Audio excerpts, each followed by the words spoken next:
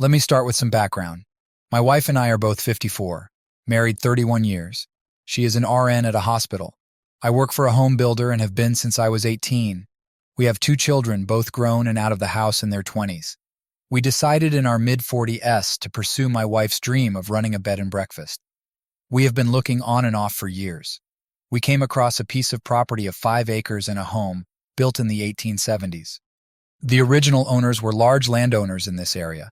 They had an extensive agricultural business empire. Over the decades, fewer of the family wanted to stay in farming. Parcels of land were sold off.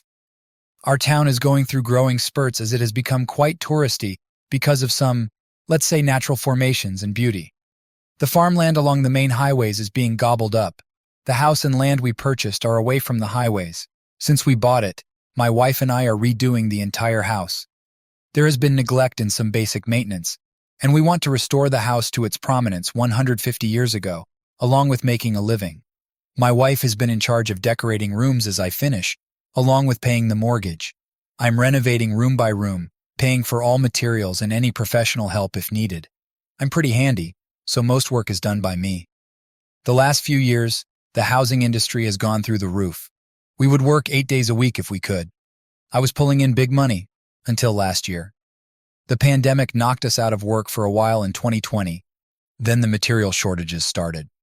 Of course, my wife was on the front lines for the last 18 months. Last year, she worked weeks at the hospital without days off. The medical staff stayed at the hospital. They had rooms several slept in together. To say the least, the staff got very close. They worked 4 weeks on, 2 weeks off, starting in March last year into the fall, then again after Thanksgiving. My wife has always, after the kids were older, worked for others if they asked. She watched these young parents crying because they could not see their families. So on their off times, she would give up her time off and offer it to the staff that really needed it. There were others that did this too. The whole COVID experience changed her. Watching people put on ventilators, the deaths, etc. She was not the same person. She was distant. Our sex life went to zero. I attributed it to either her experiences or her age. I tried talking about it, but was told she just didn't feel it anymore. We still worked closely on the house. We planned trips to an area in our state that had a large Amish population. The Amish here are known for their craftsmanship in woodworking and sewing. We bought several pieces of furniture for the bedrooms, along with handmade quilts. This past weekend, we were planning on taking a 3-day trip to this area to buy dining room furniture. I also pay in trade with some wood that I get when I take down an old barn, which I do as a side gig. Barnwood is very much in demand. My boss called me and told me everyone is working the whole week as he was able to get wood and shingles for a house we have been sitting on, waiting for supplies. I told my wife we could go on Saturday and Sunday. On Friday morning, she told me she is still going with some co-workers because there is a fall festival going on too. I went to a local bar that night. One of her co-workers came up to say hello. I asked if she was going on the trip.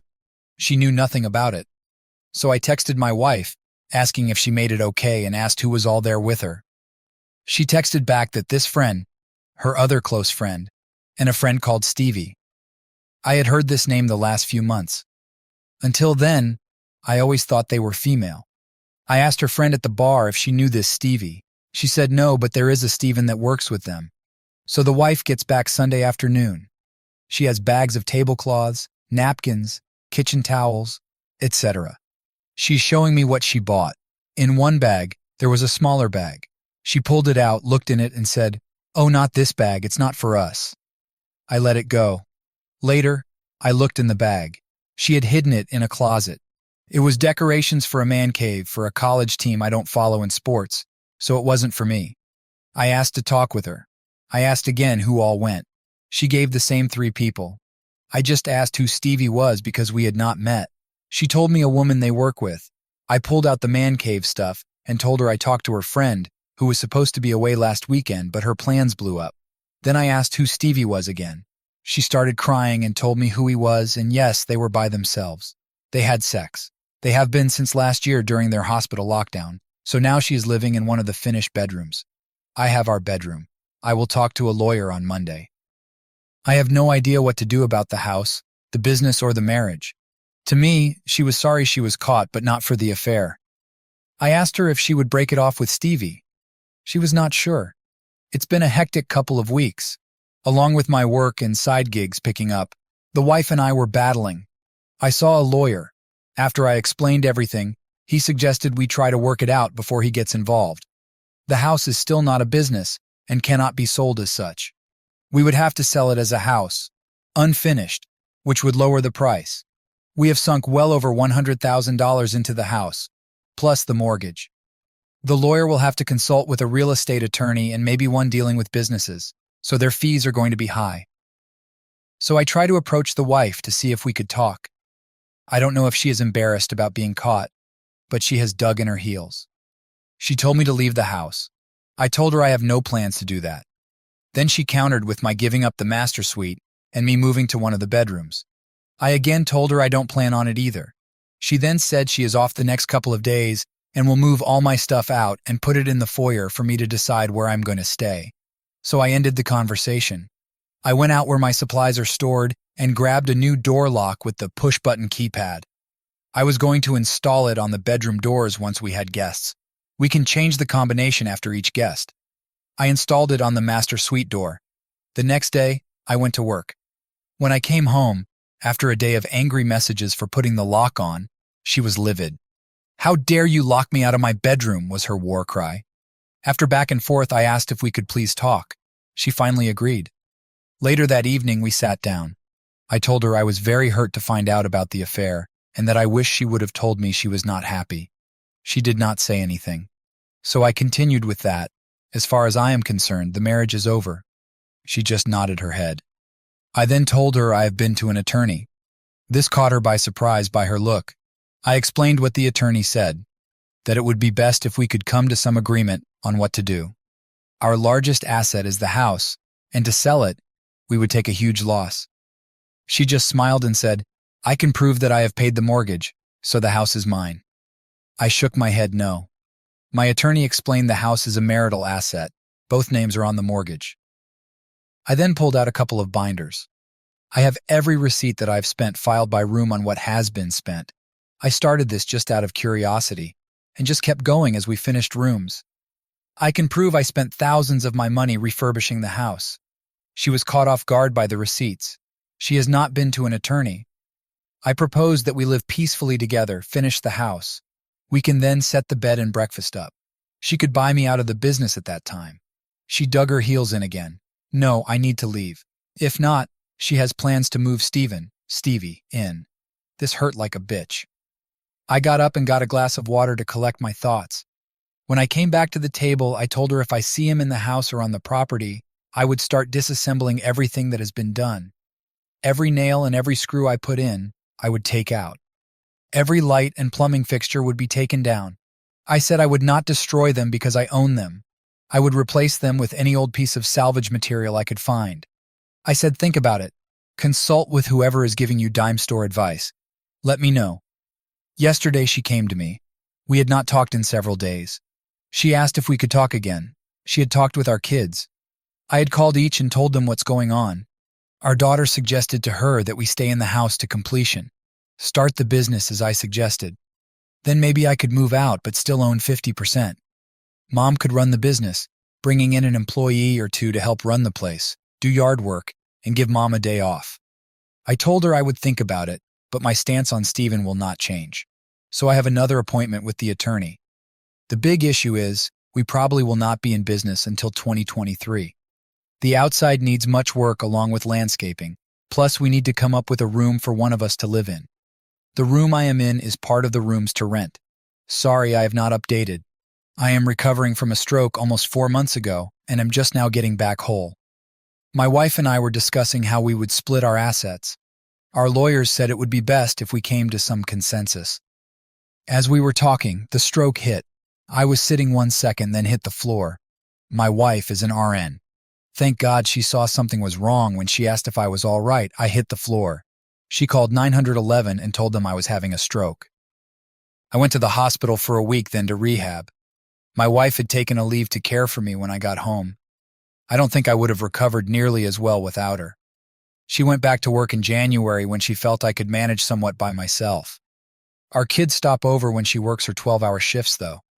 I don't know if she is still seeing Stevie because she spent 2 months by my side. However, she has taken a couple of 3-day holidays away, so I think that may still be going on. Right now, divorce talk has been pushed to the side. On to the update. I have filed for divorce. I was starting to waver. I think because of my health issue, I stopped seeing the whole issue. The soon-to-be ex-wife was very kind and nurturing to me in recovery. Once I was back on my feet, taking care of myself, I started realizing things. The soon-to-be ex-wife took weekends away once or twice a month. The kids would visit to help out. I now realized she was going to Stevie's place or going away with him. The kids got clued in right away. My daughter has been all over the soon-to-be ex-wife. Their relationship is now nil. That is a shame. My son disapproves but has not cut ties. We discussed divorce, dividing assets. It will be amicable. Neither of us can buy the other out. We listed the place with a business broker, VGA. I guess that's what to call him. He found a company, think Verbo, Airbnb, to give us a great offer. So we will divorce and move when it is finalized in a month or two. The sale will go through then. My health is not all the way back and probably never will be. I have a great boss who is working with me as I grow into this new role as a project manager for him. Thanks for all the support. Be sure to subscribe and give it a like, and we'll move on to the next incredible story. My ex and I met in college. She was the most beautiful girl I had ever seen. She always had a crowd of guys following her around. I had some classes with her over the 4 years, but I never pursued her because, well, all the other guys. One day after class, she asked if I would study with her, and the rest is history. So we married, starting our careers in the same industry, different companies. A male-dominated industry. I found immediate success while she struggled. She changed jobs in the first year. She continued to struggle. In the third year, she became pregnant with our first son. She worked through the pregnancy. A few weeks after giving birth in a routine physical, her doctor asked to do a biopsy of her cervix. The results came back as precancerous cells were found. The doctor advised if we wanted more children to do it as quick as possible as this will progress, and a hysterectomy will be needed eventually. So when she was up to it, she became pregnant again. She gave birth again to a boy, within a year of each other. Afterward, more tests were done, and different doctors advised to do the procedure now as we should not wait. With 2 babies, still infants, she had her procedure done. She was heartbroken that she was done having children, as we had wanted a large family. She poured herself into being a great mother, and she is. She became a SAM. She took care of everything at home. Meanwhile, my career was moving along. I was offered a position with another company with a large salary bump. Life is good. When the boys went off to school, she volunteered at school and was a fixture there. I should mention that we had close friends we went to school with, A and B. We saw each other often. They started their family about the time we did. They have 1 son. The families went on vacations together, dinner, outings. We were best of friends. After the son was born, A, the mother, went back to work and is very successful. B had a good job also until about 2001, where his job was eliminated. He struggled to find work in his field, as the economy back then really affected his field. So the decision was he would be a SAHD while looking for work where we lived, as they did not want to move. The X and B did things together with kids. When the kids were all in school, they still hung out. You can now guess they had an affair. This story I know is long, but not over. After about a year of this, hot sex in the AM, B asked X if she and I had ever talked about a threesome. It was all fantasy talk with us as we were still having a great, if not slowing down, sexual relationship. B had a friend he wanted to bring into the bedroom with them. The X agreed. The day came and this guy, C, came over to B's house. He took his suit off as X and B got warmed up. So they had their threesome. Afterward, the guy told them that he usually had to pay for sex, so he left a couple $100 bills and asked X if he could have a 1-1 with X. She told him she needed to think about that and B would get back to him. Eventually, C recommended someone else and a business was born. Eventually, B was reemployed and had to leave X on her own. She used a different cell phone. She rented out a storage unit and made it her closet office. She used the money to buy outfits her clientele requested. She even bought a car. She did not want her minivan spotted at a hotel. The guys had to pay for a room at a nice hotel. She kept the car at the storage unit. Everything was in cash. She never brought the money into our lives that I know of. though we would send the kids to different day camps during summer. She claimed she tightened up our budget to pay for it. She only worked during school hours. She always picked the boys up at school. On a few rare occasions, B would pick them up and keep them until she got home. Our home life never suffered. I admit I was working a ton and moving up the ladder. The weekends were our family time. Sex was generally on the weekends, I thought. Because of my work life, this worked best. Most nights we would cuddle on the couch watching TV. Almost done, 2016 comes along. We have one son in college, the other a senior in HS. I get a call from B. X is in the hospital. He was vague but said she is hurt bad. I rush to the hospital. My wife is hooked to a bunch of machines. They have already cleaned her up and taken her for x-rays. She has a broken jaw, broken nose, fractured orbital bone, possible concussion. She will make it, but will be a long road ahead. A police officer was finishing up and left. I of course want to know what happened. She was crying, talking gibberish through her sobs and pain meds. A nurse said I should let her rest. They were moving her to a room soon. She handed me a bag with her clothes. I looked in and asked if these were hers because she never wears heels, and the dress was unfamiliar. The nurse said this is what they brought from the hotel room, so they pushed me out of the room. I called my sons to let them know. Later that night, when the fog of the drugs were wearing off, I got some of the story. She drifted off again. I had my youngest son sit in with her, and I called B. Why did he call me? How did he know before me? What's going on? So B came clean about what my wife was up to, leaving out the affair and his involvement. I was devastated. We eventually get her home after surgery on her jaw. The nose would wait. She convalesced at home. As she got stronger, I got the whole story. I called A and told of the affair and B as a pimp. She threw B out. As she got on her feet, I told her we were done. I asked her to move out. She moved in with B. I got the divorce rolling. I am sitting here 5 years divorced. I still love her. It is as if she had died. The grief is unbearable. My boys know what she did. I have not spoken to her since she left. I received a call from my oldest son, R, who is out of town for the holiday weekend. A friend called him to tell him his brother S had been in a motorcycle accident. He was with him, but did not see the accident as he was riding ahead. I rushed to the hospital ER. They were cleaning S and were sending him for x-rays. I was told to have a seat and the DR would be out. A few minutes later, as I had my head leaning back and my eyes closed, I heard my name. I look up and my ex is standing in the doorway. She asked for news. I said I was waiting. She asked if she could sit with me. I invited her to a seat near me. I have not seen her in 5 years since the divorce happened. I did not know what to expect. I assumed that she would be disfigured from her beating. She was not all, though her face was not as flawless as I remember. The one thing I did see was that her eyes no longer sparkled. This was eye feature I never got enough of. Even with a mask on, her eyes did not look the same. Funny what you notice. When she smiled, her face used to just light up. I imagine she just has a resting bitch face now. Anyway, while waiting, we had a nervous catching up talk. She mentioned she liked the landscaping I did and how the plants now matured really look nice. This tells me she has been by the house where I have no idea where she lives, and my sons were told never to mention her to me. During the and after the divorce, I tried to purge any remembrance of her. I replaced the bushes in the yard as it was something she had planned and planted. I did not mention that the inside of the house was redone also. I even ripped out a wall. I had a construction dumpster in the driveway for many months. She asked how I was doing. I don't know why, but I was honest that I had put myself at a standstill by working too much. However, I recently have been to a therapist and joined a gym. I also have taken up bike riding. She volunteered that she no longer just left it there unsaid. She stayed with B a couple months. She also was seeing a counselor who encouraged her to take some college courses in her degree field. That took a couple years. She is now employed full-time. She said she has dated minimally, leaving the statement open for me to answer. I figured the boys were keeping her up to date on me, so I had nothing to add. The doctor appeared and discussed the extent of injuries. The most serious was to his foot and ankle pinned under the bike when it went down. They had scheduled him for surgery today. Everything is good. He just needs to heal and rehab.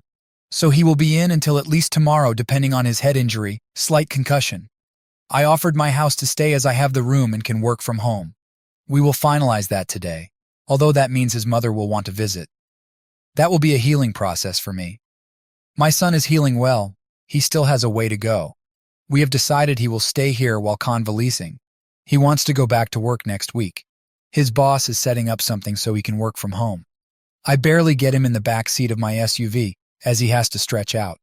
It would be a nightmare driving him to work and back every day. Everyone has been asking about the ex coming over.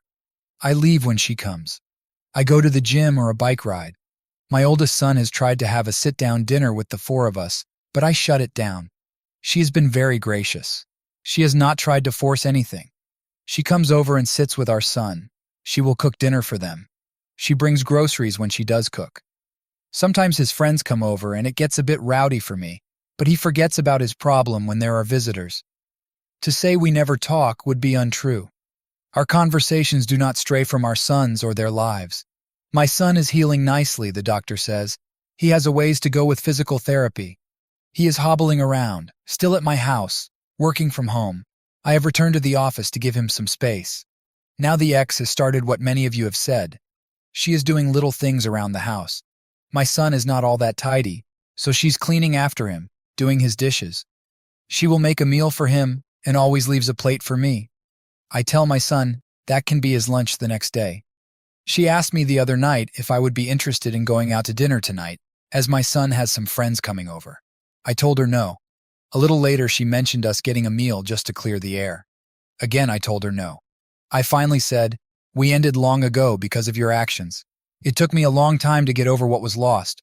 I do not intend to revisit a relationship with you." She said okay. She understood where we stand. I did say I did not have a problem with her coming over to visit our son until he gets back to his place. I thanked her for cleaning up, but it's not necessary. And a third short but very interesting story. I hope you subscribed and liked it. You know, being in love is probably one of the most beautiful things in life, but it's also one of the most dangerous things. Life is all about risk, I know that. I joined the Marines as a private. Now I'm a corporal. Busted my ass. But I'm here. I want to stay a Marine for the rest of my life. Or at least I wanted to. I'm in a tough spot. I married my wife 3 years ago. When I married her, I was so in love. Everything she did made me smile. How she looked at me, how she smiled, laughed, played with her hair. I loved it all. Now, I don't know if I love this woman at all. I was deployed for 8 months. Now, while I was at base, my brothers would always tell me women only marry soldiers for benefits. You know, benefits like pay, healthcare, education, vacations, all that. They say wives get lonely when we get deployed and bring home a friend while we're away. I didn't listen to any of this, right? Not all women are like that, right? Well, I don't know anymore. It's not my place to say every woman is like this now. When I flew home, I had to take a 12-hour flight. I wanted to see my family so bad, VDJ a wife and a beautiful princess. Being away from my baby is like getting punched in the stomach 1,000,000,000 times until I see her again. Although I chatted with her all the time, I went inside thinking they were there. I saw no one home. I sat down waiting for them. Called my wife and she didn't pick up. No text, nothing. I went to the kitchen and I started hearing some thumps. It was coming from the basement. When I opened the door, I heard a guy moaning. I headed down quietly. It benefited me that we have very soft, furry-like carpet. And wow, I caught my wife blowing someone I graduated high school with. We weren't best friends or anything, but we did know each other. I couldn't believe this. Now I don't play this crap. I jumped on the bed and beat this man. Not brutally like other guys do, but enough to give him a black eye and a busted lip. He knew she was my wife. He knew I was away. My wife was screaming not to hit him, that she was sorry. Since that moment, my home has been at the base. This home is nothing but ruined memories. My brothers were right about marriage, about my wife. Never again will I trust my wife, or if I divorce, I want to stay a Marine, which means it'll be a waste of time to marry again. Yes, we are still married. This was not too long ago. I regret staying with her every day. I look at her now. When she smiles at me, I just look away. When she hugs me, I just look at something else, putting one arm around her. When she tries to kiss me, I turn my head. Our favorite thing was to try out something we've never eaten before. We would go to other states just to eat at the highest-rated restaurants. We haven't done that since before the day I left for Asia. I'm just not in love anymore. When I talk about divorce, she jumps on me saying she's so sorry, showing fake tears, that she will never do that again, that she loves me. She confessed to sleeping with him 3 times. I'm all over the place, I know. So while I was away, the entire time, she only slept with him 3 times? Yeah, okay. I'll be honest, I probably should be nominated for being the most distancing husband. She cries to me saying she misses me, that what she did was a mistake, that she'll do anything for us to be the same as before. We don't argue, but we are more distant than enemies. She constantly suggests we go see a counselor. All they're going to do is tell us to make up. Anything that involves touching her or making eye contact for more than 1 second, I'm not doing it. That's why I'm not going. I wasn't worried about my daughter. She looks so much like me. She has my ears, eye color, and my blonde hair. I don't need a DNA test. And even if she wasn't mine, she's my life. I would never leave her. She's the reason I don't divorce and finish off my marriage. One of my brothers at the base didn't rub it in my face. I remember them saying, "When you go home and find your wife on your bed with someone else, we're going to say we told you so." But he didn't say that. He said I'm ruining my life with the wrong person. He said if I don't divorce, I will be miserable when I could find someone great. Yeah, sure. I just want to go back home. But due to this pandemic, it won't happen. I wish everyone a blessing and stay inside safely. So I came back to Reddit. I saw many messages asking me for an update. 103 different personal messages, 130 plus comments. Impossible to reply to them all. Might as well update every sub I typed it to. Hopefully it wasn't too many LOL. But I had a huge depression, going through a tough divorce, but I always had my little star with me. My baby comes and hugs me and tells me she loves me. She heals me. I'm feeling much better after a long, painful couple of months, but I'll continue. Shit, the pain I had to endure in boot camp is leagues from this. So I'm going to continue from this, and I got my little star with me. Who knows, maybe I'll find another woman again, but it won't be anytime soon. I learned 2 things. I can't trust people, and marriage is such a waste. Wow. I just have to be there for my daughter and myself. I hope you guys are staying safe. You'll be surprised at how many people are still getting sick.